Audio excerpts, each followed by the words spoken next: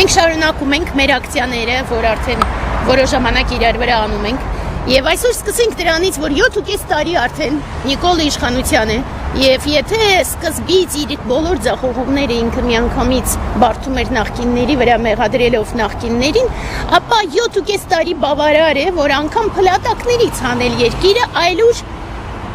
ինքը կարողացավ 7.5 տարում ամբողջությամբ ավերել մեր այո մասամբ խնդիրներ ունեցող, բայց կայացած պետությունը։ Եվ փաստացի, երբ որ մենք դա փորձում ենք ընդհանուր նայենք, ինչ ունենք մենք այսօր, մենք այս ընթացքում կորցրել ենք մեր տարածքները, մենք կորցրել ենք Արցախը, բայց նաև կորցրել ենք Հայաստանի Հանրապետության տարածքները, ընդ որում տարածքները, որոնք որ սահմանված էին խորհրդային քարտեզով։ Այս ընթացքում մենք ամբողջությամբ կորցրել ենք այն հիմնարար սրբությունները, վեհությունը, զորությունը, որ դպրոցներում անգամ ունեինք, որովհետև հաղթանակած ազգ էինք եւ հիմա փաստացի պարտված եւ այդ ամբողջի հետ մեկտեղ մենք նայում ենք, որ անգամ պետական մանր կառույցները փաստացի չեն աշխատում, այսինքն Նիկոլը հաջողեց տապալել ամբողջությամբ անգամ պետական ապարատը եւ սա այն փաստերն են, որոնց մասին երևի թե անիմաստ է նույնիսկ հնչեցնել, այնուամենայնիվ նորից ու նորից հնչեցնում ենք նրանց համար, ովքեր որ դեռ սխալվում են կամ դեռ թյուրիմացության մեջ են։ Ըստ այդմ, երբ որ այդպես ավելի լայն ես նայում, հասկանում ես, որ Նիկոլը չարիք է։ Նիկոլը փաստացի այն չարիքն է, որը նման է վիրուսի, գիտեք, մենք վերջերս նմանեցնում ենք այս ամբողջը կովիդի ընթացքին։ Նիկոլը դարձավ այն համաճարակը, որ ամբողջությամբ սկսեց տապալել անգամ մարդկանց սրտերը։ Եվ ինչ-որ ձևով այդ համաճարակը ներթափանցում է հասարակության մտածողության մեջ, ու ցավոք սրտի մենք պիտի փաստենք, որ հրեշները շատ ավելի շատ են, ու մենք տեսնում ենք, թե ինչպես են մարդիկ հուսահատվում,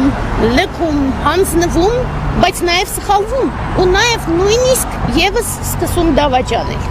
Սա ամենամեծ ցավերից մեկն է։ Ու գիտեք, ինչ-որ ձևով քանի որ ես հոգևոր զարգացման ճանապարհով եմ գնում, ես կարող եմ միևնույն է ասել, որ ես իրան խղճում եմ։ Այո, խղճում եմ, որովհետև իր չարիքը այնքան է խորացել այս ընթացքում, ու մենք բոլորս մեղավոր ենք, որովհետև 20 թվականին պետք էր իրեն դատել, այդ ամբողջ չարիքը կանգնեցնել եւ այդ դեպքում մենք թույլ չէինք տա, որ այս ամբողջը ավելի խորանար, հետո նորից լռեցինք, հետո 21 թվականին մեծագույն սխալ արեցինք, երբ որ գնացինք ընտրությունների իր հետ, եւ այդպես շարունակ այդ ամբողջը քայքայվում էր եւ այսօր մենք ունենք այն չարիքը, որ ունենք։ Եվ չնայած որ խղճում ենք իրեն, եւ չնայած որ հասկանում ենք, որ ցանկացած չարիք